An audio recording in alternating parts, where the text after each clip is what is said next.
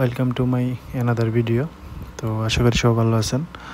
তো আজকে আপনাদের সাথে একটা বিষয় আলোচনা করবো আনলক টুলস নিয়ে, যেটা আসলে অনেক সমস্যা আমরা পড়ে থাকি। তো আমাদের হাতে Oppo A5s CPS 1909। তো এটার সমস্যা হলো, এটা হলো ইডিএল কোয়ালকম চিপসেট।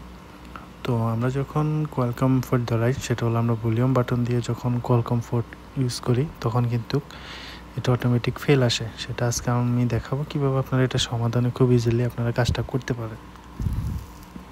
তো আমরা এখানে ফ্যাক্টরি রিসেট অপশানটা ক্লিক করলাম। ক্লিক করার পরে আমরা এখানে ভলিউম বাটন ধরে আমরা জাস্ট কানেক্ট করলাম। তো আমাদের কোয়ালকম পোর্ট পাইছে।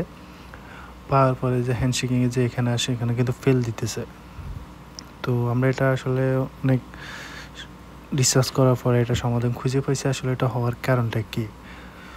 তো দেখেন এখানে অলরেডি আমাদের ফেল আসছে, কারণ আমাদের কাজটা কমপ্লিট হয় নাই। তো আপনারা কী করবেন, আপনারা প্রথম অবস্থা আপনাদের মোবাইলটাকে রিকভারি মোডে নেবেন, যেখান থেকে আমরা মোবাইলটা ফ্যাক্টরি রিসেট করে থাকি। তো এখান থেকে প্রথমত আপনারা রিকভারি মোডে নিতে হবে। রিকভারি মোডে নিয়ে আপনারা ওখান থেকে আপনাদের মোবাইলটাকে কোয়ালকম পোর্ট ধরাতে হবে, তারপর যে আপনাদের এটা কাজ করবে।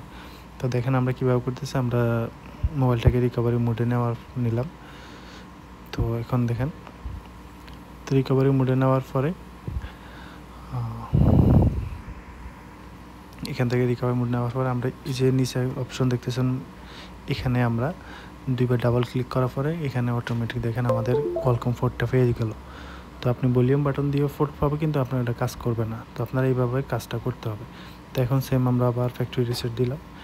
দেওয়ার পরে দেখেন এখন আমাদের খুব ইজিলিভাবে আমাদের যে লকটা, এটা লকটা আনলক হয়ে যাবে।